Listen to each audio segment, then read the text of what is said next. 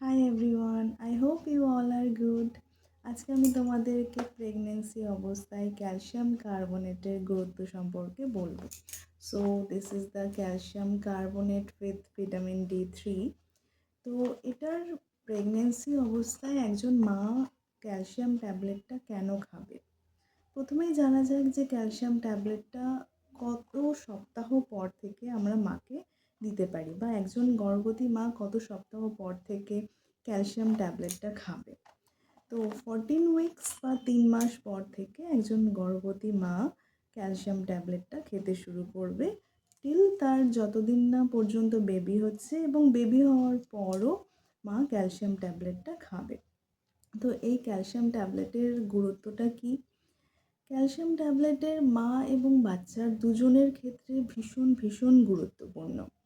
ভ্রূণের এটা প্রথমত বিকাশে সহায়তা করছে। ভ্রূণের মস্তিষ্ক, ব্রেন, বোনস, টিথ এই সমস্ত গঠনে সহায়তা করছে। তার নার্ভের বিকাশে হেল্প করছে, তার হার্টের বিকাশে হেল্প করছে।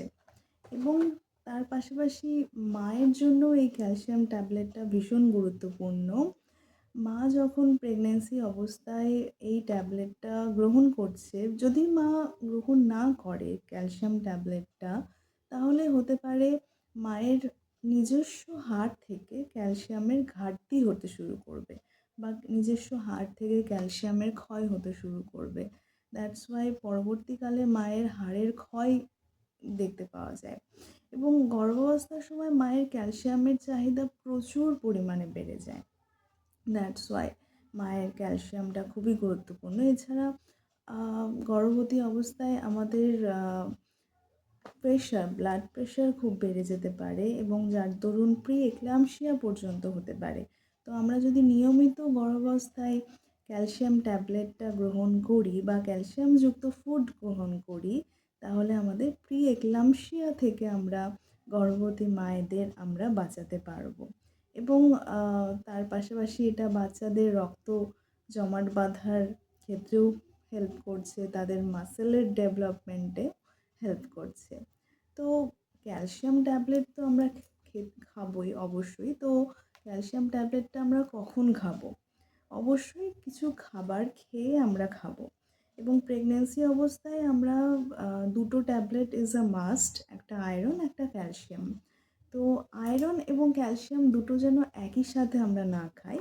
যদি আমি আয়রন ট্যাবলেট এখন খাই, তাহলে আমরা 2 ঘন্টা পর আমরা ক্যালসিয়াম ট্যাবলেট খাবো।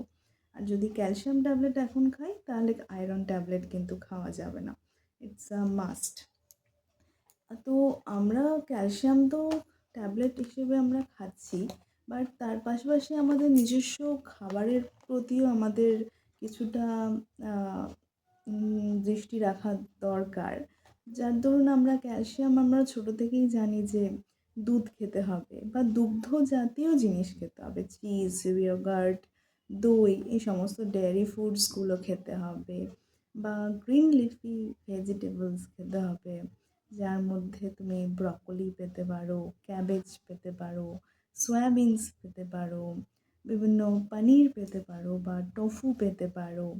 এছাড়া আমরা বাদাম জাতীয় জিনিস খেতে পারি, নাটস, বিভিন্ন মাছ খেতে পারি। এই সমস্ত জিনিস থেকে আমরা কি ক্যালসিয়ামের ঘাটতিটা আমরা পূরণ করতে পারবো।